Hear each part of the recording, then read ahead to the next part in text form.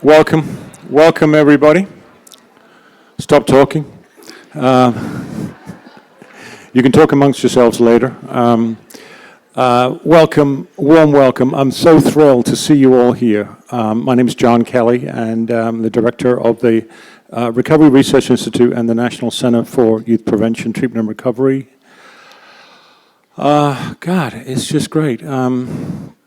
I'm very excited and also very relieved to see so many people here.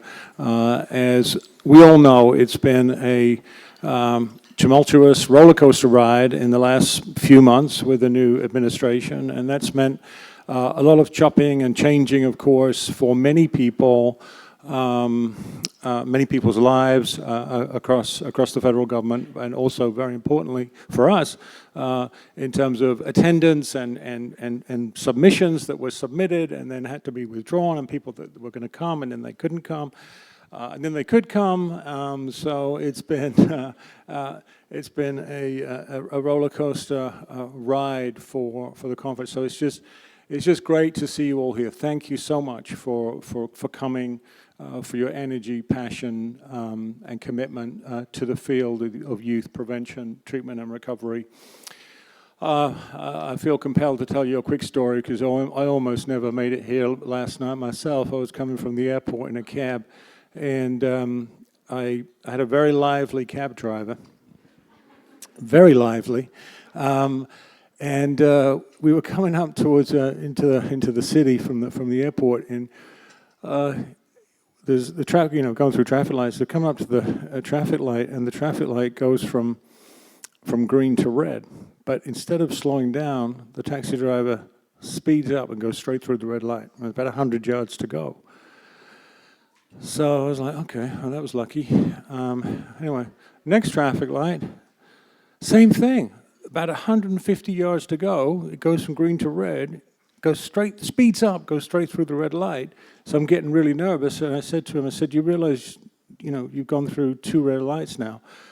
He turns around to me while he's driving, and he says to me, no, he says, don't worry. He said, my brother's been a cab driver in this town for 20 years, never stops at red lights, never has, never will, don't worry.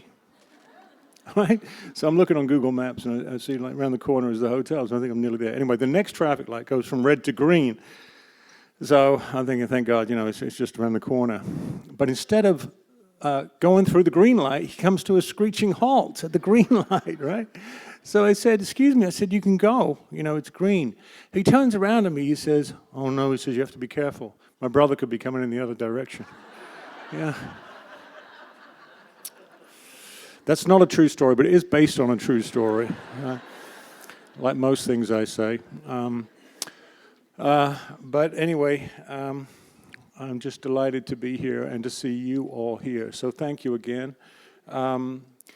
We have our, as I hope will become clear, our topic for this year's second annual conference on youth prevention, treatment, and recovery, rebuilding the clinical and public health infrastructure of our nation's youth.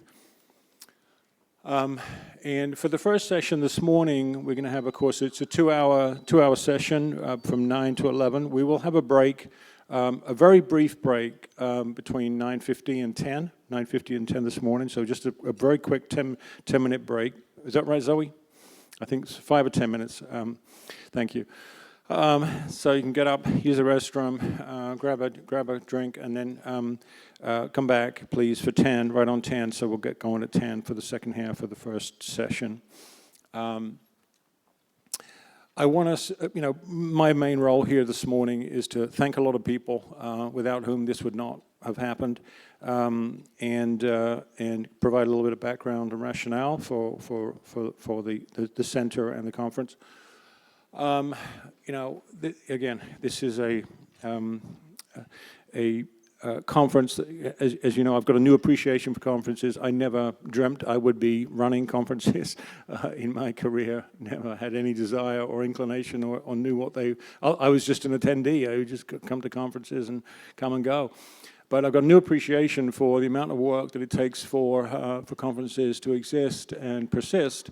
And this conference is no different. It wouldn't have happened without partners and supporters.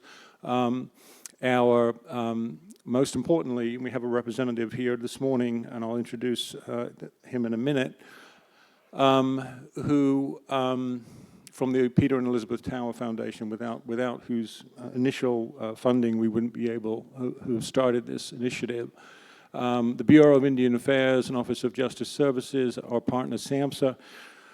SAMHSA Talk, They Hear You, and other exhibitors, Chestnut Health Systems, MDFT International, R1 Learning, and our own National Center and our conference content working group.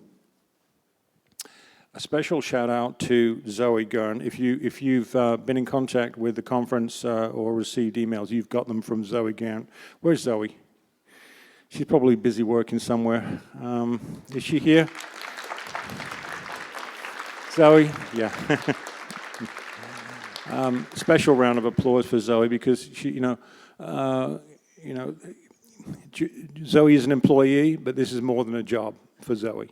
And for these things to happen, of course, it takes people who are committed above and beyond their job description, who go above and beyond. And Zoe has done that relentlessly. No matter what, I get calls from Zoe at 7, 8, 2 o'clock in the morning. Zoe's calling me about this, that, and the other. But the point is, she's ultra flexible and has really just enabled us to really move things along. And Zoe's been the hub of our activities here and making all this happen. So I'm very grateful to Zoe. But also all of these other players and actors who have contributed, you can see here from our National Center and Recovery Research Institute. And also our working group, many of whom, I mean, everybody, I think nearly everybody's here. There were some people who couldn't come because of the federal challenges, unfortunately. But we have, I'll introduce Michael Dennis in a minute. Rob Vincent, unfortunately, could not make it. Rod Robinson. Barbara is here. I saw Barbara earlier. Barbara Estrada over there. Thank you, Bob. And I saw Ashley. And Margie, there's Ashley, and Margie. Is Margie here yet? I can't see you. And we have Emily and Andrea. Thank you. I think that's everybody there. And we had our track chairs. So again, it takes a lot of work to review all the submissions for the conference. We had prevention, treatment, and recovery, of course, in terms of the 3 different tracks. We had Rob Vincent from CSAP and SAMHSA, and Margie Skier from Tufts Medical School for the prevention track. We had Ashley Shado and Andrea Harris for our treatment track, heading that in terms of the reviews, and Michael Dennis and Emily Hennessy for our recovery track. And Rod, unfortunately, couldn't make it, but Rod was responsible for coordinating all the reviews for under the Native American Youth track. So very sad that Rod couldn't make it this year. And thank you to all of our proposal reviewers. Again, it's a whole team of people behind the scenes who make all this happen, and very grateful who gave up their time for free to to review proposals, to grade them, and to give us feedback. And we had to make the hard decision, of course, because we had so many great submissions, as is often the case with conferences, and we're grateful for the passion and appetite for this area nationally. We got a lot of submissions, and this was the cadre of reviewers. Thank you so much for your time and energy, commitment to make all this happen. So just a little bit of background in terms of how this all came about. I mentioned this last year. This is the 2nd annual conference of our joint meeting on youth prevention, treatment, and recovery. It really stemmed, the story is, again, this is based on a true story, but it stems from Initial Recovery Research Institute, which we founded in 2012 at Massachusetts General Hospital in Psychiatry and Harvard Medical School. So we were doing work there really in recovery research, really trying to really amplify the amount of knowledge known about recovery science, which hadn't really been formalized. There had been, of course, many recovery type studies, but people like Bill White, who many of you know, who's now retired, and Michael Dennis, who is here, and I'll introduce in a minute. But people like those guys were talking about recovery research and the need to focus on recovery science, and so we were able to start this Recovery Research Institute in 2012. And then 10 years, 11 years later, just 2 or 3 or 4 or 5 years ago, I began to notice a little bit of a dearth in terms of the number of people who had either retired, who were working in the treatment field for youth treatment, either had retired or moved on to other areas. So I thought, you know, there seems to be a gap here in terms of innovation and treatment. When I was in grad school in the 90s, mid to late 90s, there was a cadre of innovation going on, in particularly in youth treatment, and a lot of researchers were developing new treatments in youth. But I felt like there was a gap that had emerged, which was troubling. And so I spoke to NIDA about maybe creating a new center, an excellent center of excellence, so-called, under the auspices of a P60 grant. And I had to call my higher power, which is Michael Dennis, and I said, Mike, what do you think about being a collaborator on this P60? Mike was like, absolutely. Absolutely. Didn't, bat an eyelid.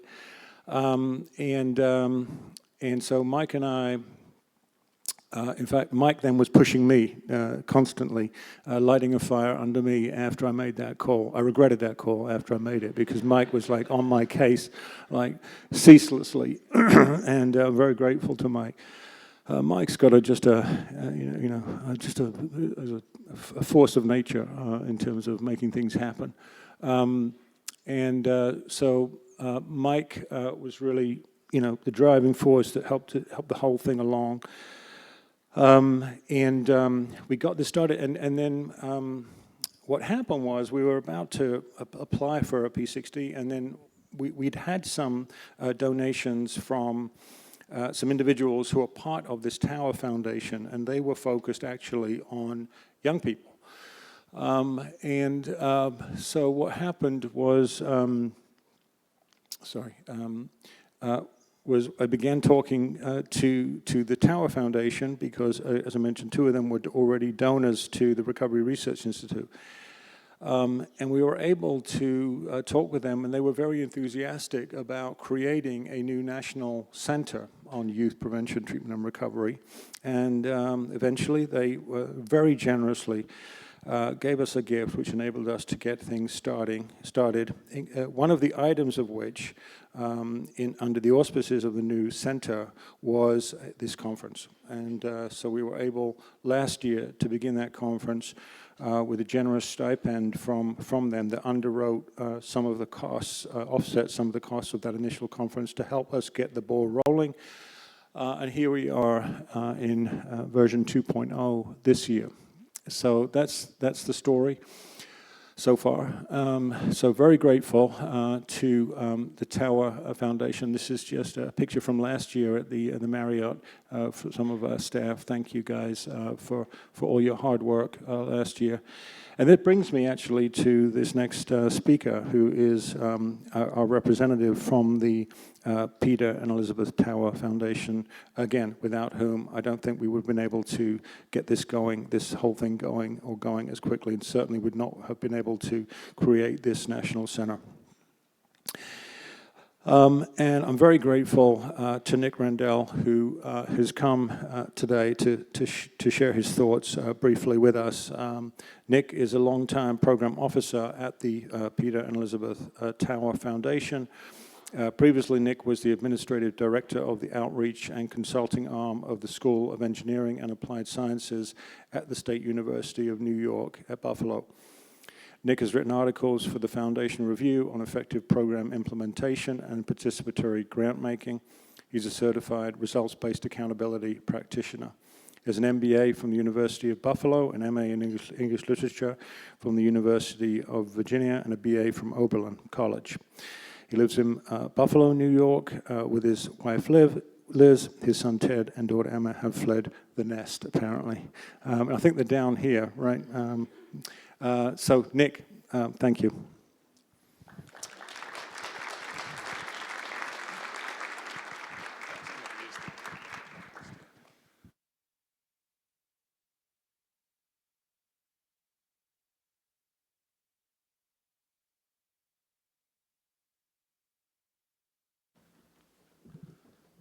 Yeah, thanks, Dr. Kelly. Yeah, I don't think I could have wrangled the mic and the iPad. So there's something electric happening in this room today.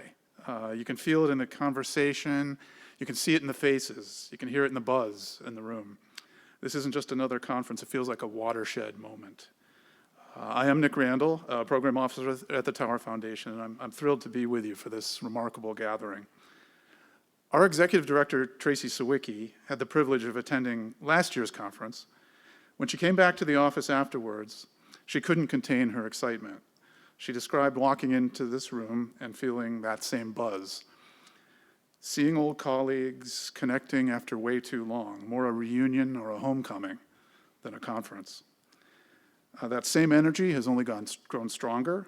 The numbers tell the story. Presentation proposals are up 30%, over 100 more registrations than last year. This isn't just a conference rebounding after some time off. This is a field rebuilding its capacity to better serve young people. Youth substance abuse has always been a central part of the Tower Foundation's work. It's one of our core focus areas, reflecting our commitment to the communities we serve. Years ago, we met Dr. Kelly and learned about his work at the Recovery Research Institute. His approach to addiction research and recovery resonated with us immediately. Then Dr. Kelly shared a vision. He proposed creating a center focused specifically on young people, taking that successful recovery research model and adapting it for youth. He also shared two sobering facts with us. First, that despite growing investments in substance use treatment and recovery, very little was directed towards young people. And then second, the once vibrant field of youth recovery research was stuck in neutral and less dynamic. As funders, this was an opportunity to have an outside impact on the field of youth addiction. It was a chance to help reinvigorate essential work that had been allowed to founder despite its critical importance. I'm particularly impressed by the partnership with the Bureau of Indian Affairs. This collaboration is bringing culturally responsive approaches to the table and ensuring tribal communities share their promising practices with all of us. In this room today and over the next several days, veteran researchers will connect with rising stars, researchers and practitioners will find common ground, communities that have been historically left out of the conversation will help lead it, and consequently, the field will take bold steps forward. The Tower Foundation is honored to support this work. Dr. Kelly talks about building a national network of scholars ready to tackle addiction challenges facing today's youth. That network is growing stronger right here in this room. Thank you for your dedication. The connections made here will strengthen our collective ability to help families and communities navigating substance use challenges. Have a productive few days, learn from each other, connect, and continue building the foundation for more effective youth prevention, treatment, and recovery. Thank you.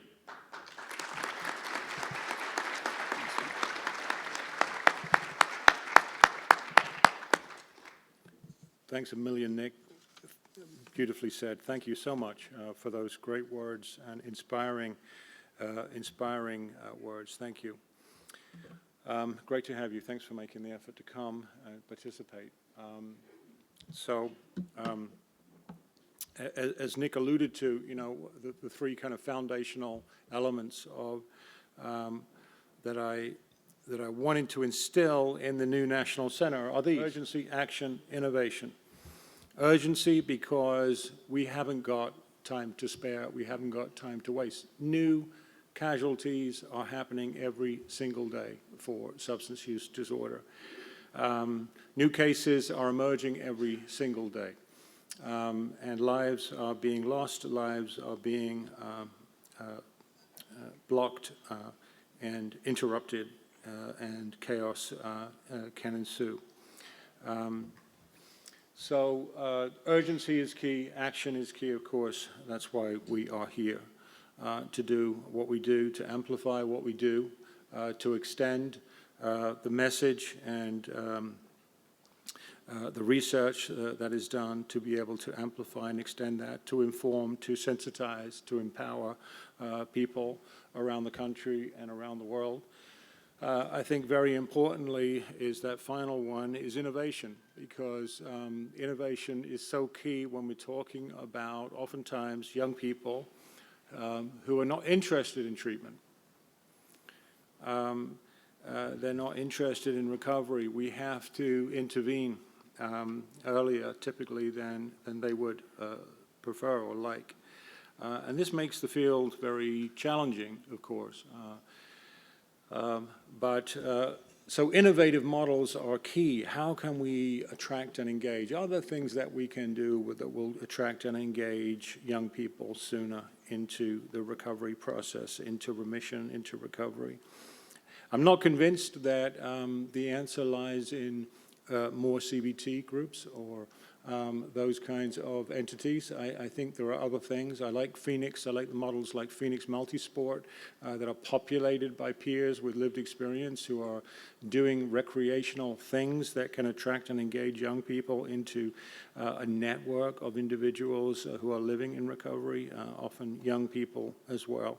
Alternative peer groups, for example, these are models that have emerged that, again, we need to capitalize, leverage, identify what some of these innovative strategies are, and really get the research done to really siphon out, what seems to be working for whom, when.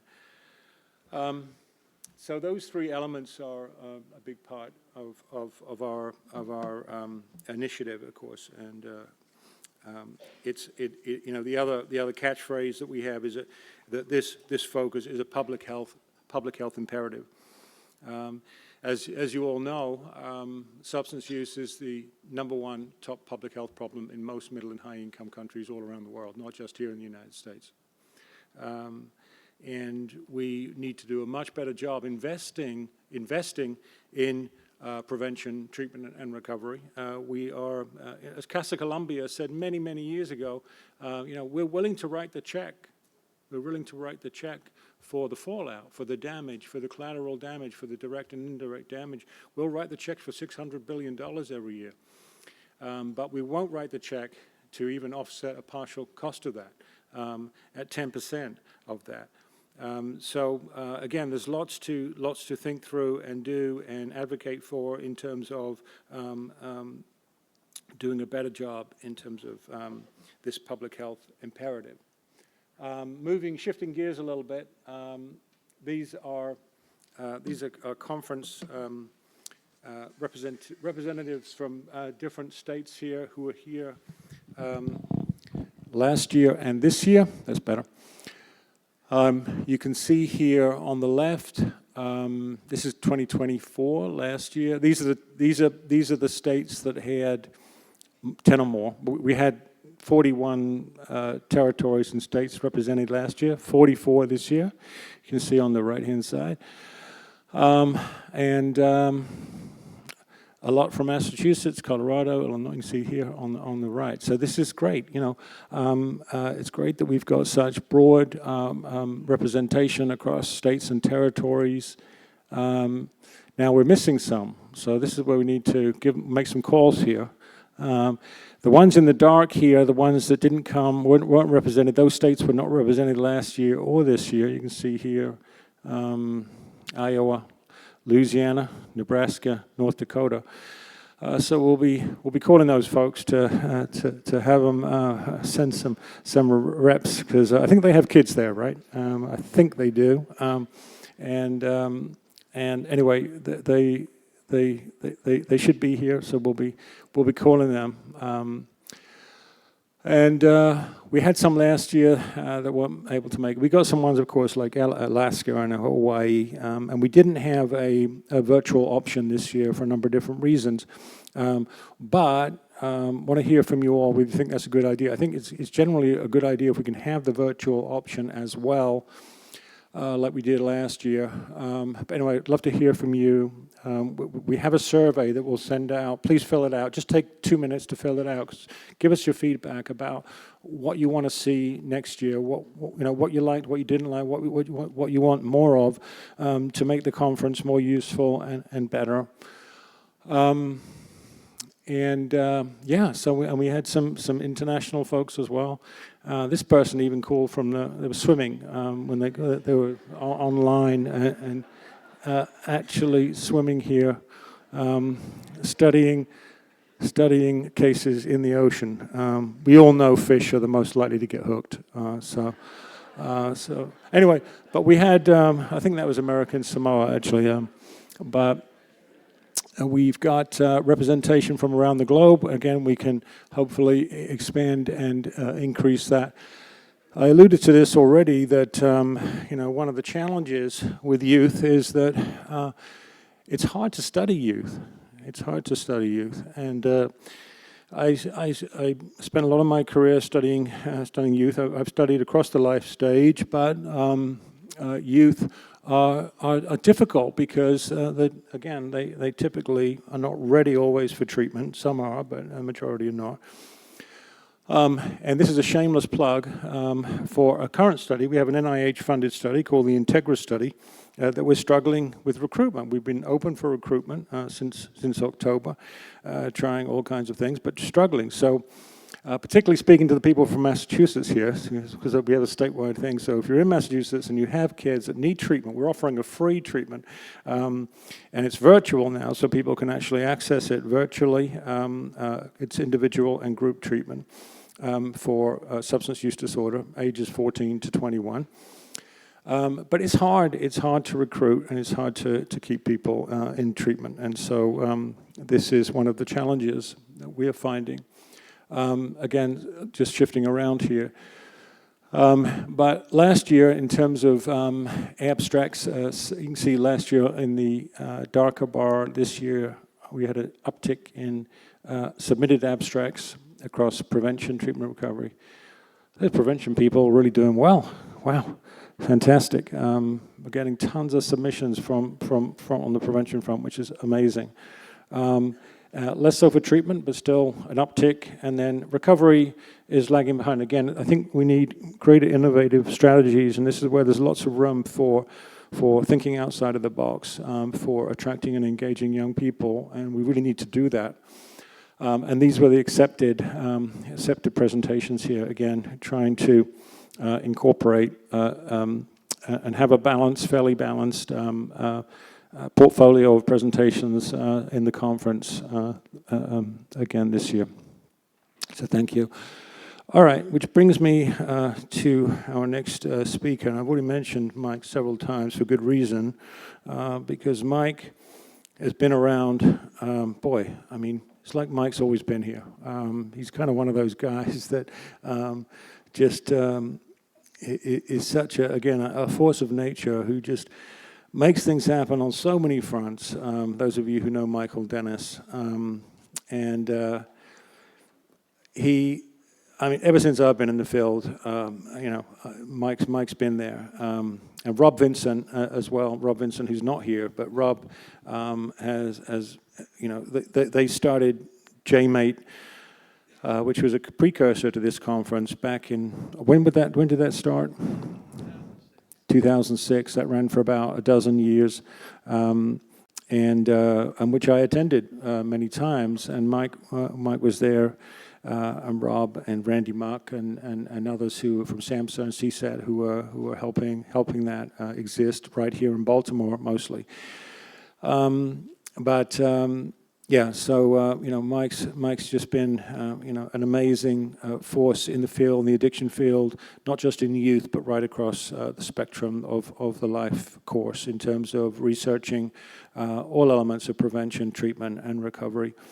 Mike is a senior research psychologist at Chestnut Health Systems Research Division and the director of its Global Appraisal of Individual Needs Coordinating Center. That's the GAIN Coordinating Center. He has been a PI or multi-PI or co-investigator on over a dozen research studies focused on justice-involved patients, recovery management, adolescent treatment, opioid and cannabis treatment. He's authored over 300 peer-reviewed journal articles, chapters, manuals, or monographs, and other kinds of technical reports. Made over 350 professional presentations. He's a great mentor. He's a great ally. Whenever I've spoken to Mike, he's always willing to share data, to spend time to help younger people in the field and colleagues, and that all takes time, and Mike's always been willing to do that, and that's not documented, but Mike is the kind of guy that does that. So thank you, Mike, and come on up. Thanks.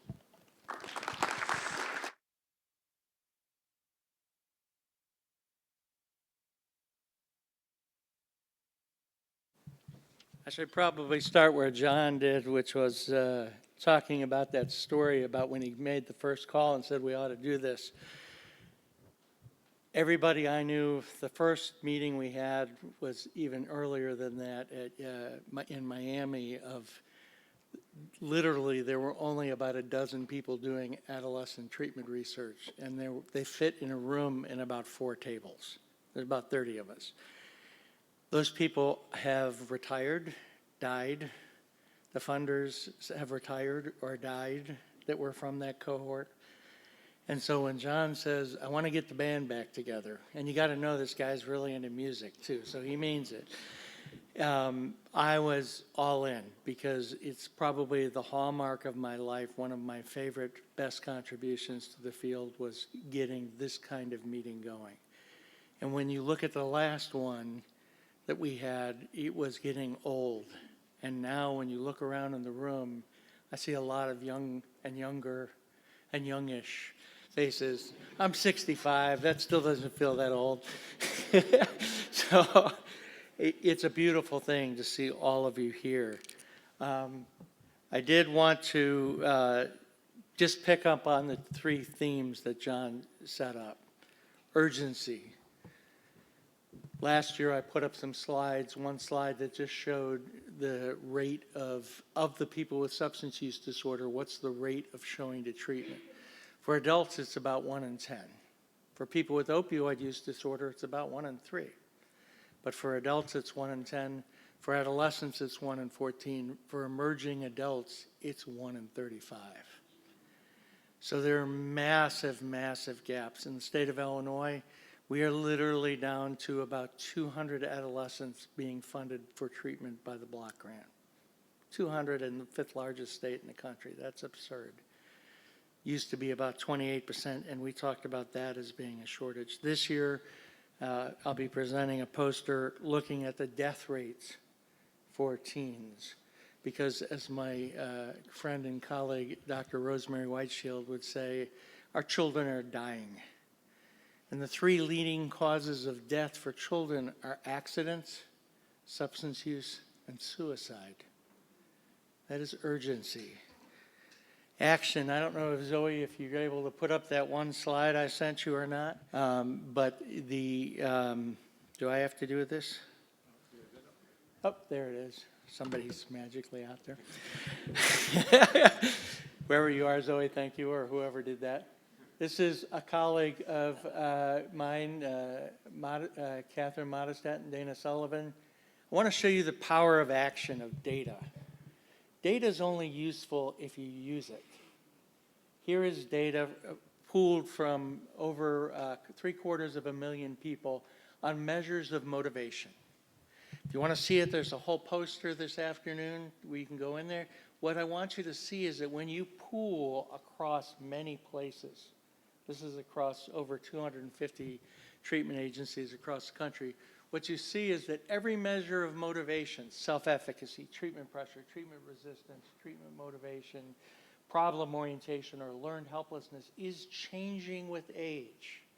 Massive changes during adolescence and young adults, smaller changes as people age. If any of you work with older adults, which sadly is defined as 55 and older,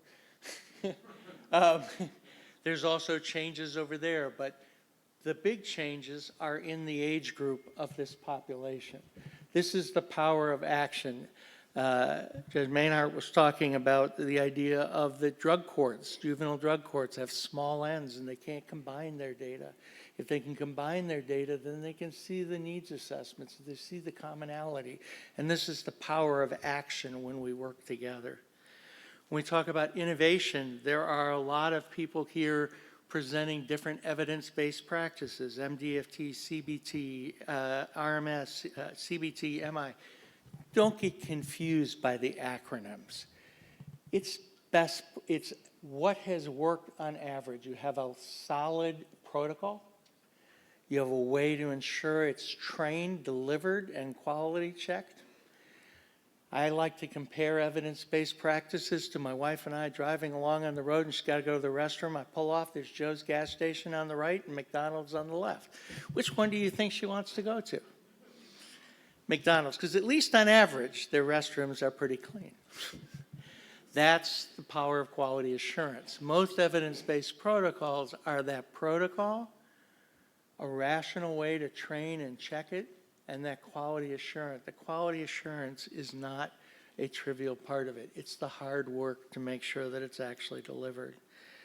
And you're going to see a lot of innovation here. One of the things that, by the way, I forgot to give a shout out. The reason I put this up here was Doug Smith from University of Illinois. I don't know where you are, Doug, but he was giving me flack about that I hadn't looked at motivation in a grant, but I did. Now, I want to just also take a moment, since Rod Robinson couldn't be here, to talk about the value of involving the Native community in this meeting.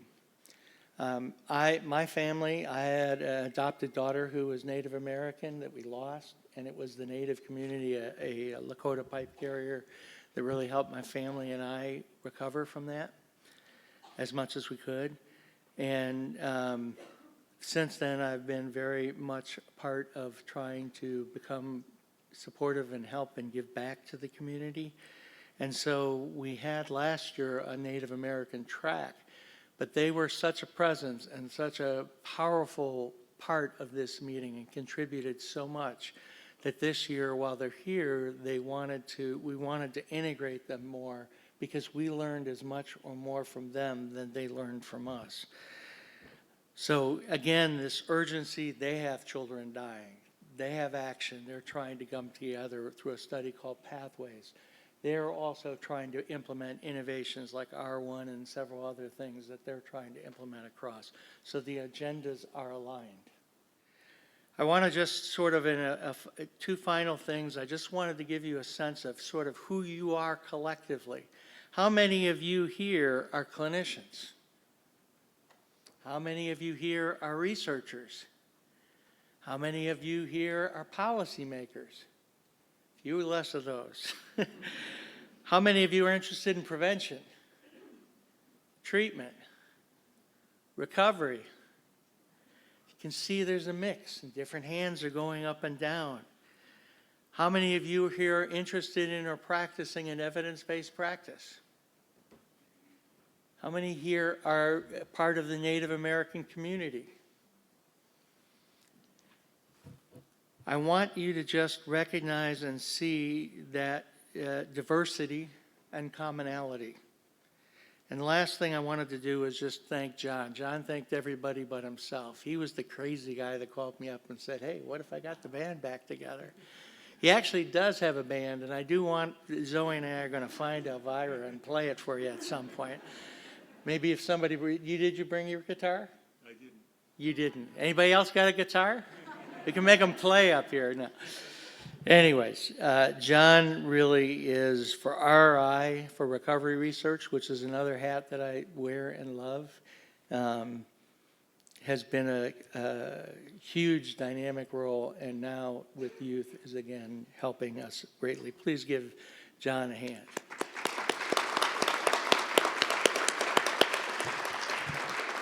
And last point, for what it's worth, you're reading last year's bio or an old one. I'm no longer the director of the Gang Coordinating Center. Barb Estrada is, wherever she is, over there. Thanks, Mike. Yep. Awesome. Thank you so much, Mike. so grateful to Mike for all he's done and continues to do. All right, now, okay, so, all right, so we're about right on time here. I think we're about at the time where we can take a break. And then we'll come back at 10 for the second half of this opening session. So here we are today. So this is Tuesday's thing when we have a breakout session, 11:15 to 12:15, of course. Lunch from 12:30 to 1:30. That'll be a lunch buffet. And then the afternoon schedule. Don't forget, we have our poster session today, 4:30 to 6:30. It's a great place to hang out and meet the presenters, the researchers, different teams from around the country, and chat and socialize. It's really a fun thing. So hope to see you all there. And then end of the day at 6:30. Thank you. I think that's it, right? Yeah. So this is what we have coming up next after the break. We have, and again, one of the things that we've included much more this year is the voice of lived experience.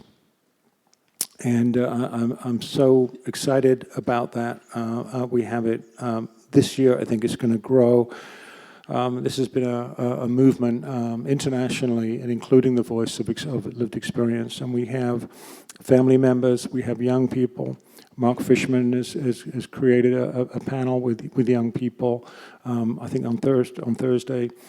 Just fantastic to have those voices represented, and I'm glad that we can hear those voices here at the conference. So thank you for those people who thought about doing that, bringing that in, and creating the symposia for that. All right, so I'll let you go early. So we'll be back here sharp, ready to go at 10 o'clock. Okay? Thanks a lot.